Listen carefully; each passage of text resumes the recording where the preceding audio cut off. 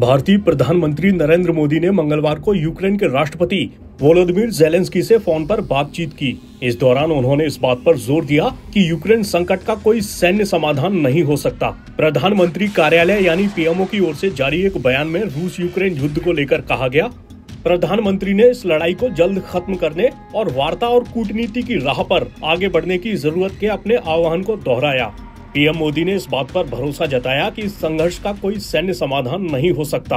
उन्होंने ये भी कहा कि किसी भी प्रकार के शांति प्रयासों में योगदान देने के लिए भारत तैयार है। पीएम मोदी ने इस दौरान संयुक्त राष्ट्र चार्टर, अंतर्राष्ट्रीय कानूनों और सभी देशों की क्षेत्रीय एकता और सार्वभौमिकता का सम्मान करने के महत्व को एक बार फिर दोहराया। बातचीत के दौरान मोदी ने यूक्रेन सहित अन्य परमाणु प्रतिष्ठानों की सुरक्षा पर भी जोर दिया।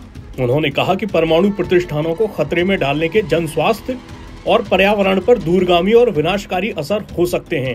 आपको बता देंगे, ज़ैपोरिज्जिया परमाणु ऊर्जा संयंत्र यूक्रेन में रूस के हमले में सबसे चिंताजनक टकराव वाले बिंदुओं में से एक के रूप में उभरा है। ये संघर्ष में क्षतिग्रस्त हो गया है, जिसको लेकर अंतर्राष्ट्रीय स्तर पर चिंता जताई गई थी। रूस और यूक्रेन ने संयंत्र पर हमले के लिए एक दूसरे को जिम्मेदार ठहराया है। ये यूरोप का सबसे बड़ा परमाणु ऊर्जा संयंत्र है। रूस के राष्ट्रपति व्लादिमीर पुतिन ने हाल ही में यूक्रेन के लुहांस्क, डोनेस्क, खेर्सन और ज़ैपोरिज्जिया क्षेत्र के रूस में विलय का दावा किया था।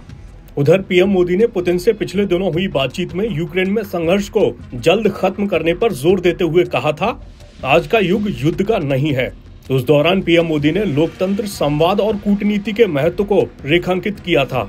वहीं पुतिन ने पीएम मोदी से कहा था, मैं यूक्रेन में संघर्ष पर आपका रुख जानता हूं।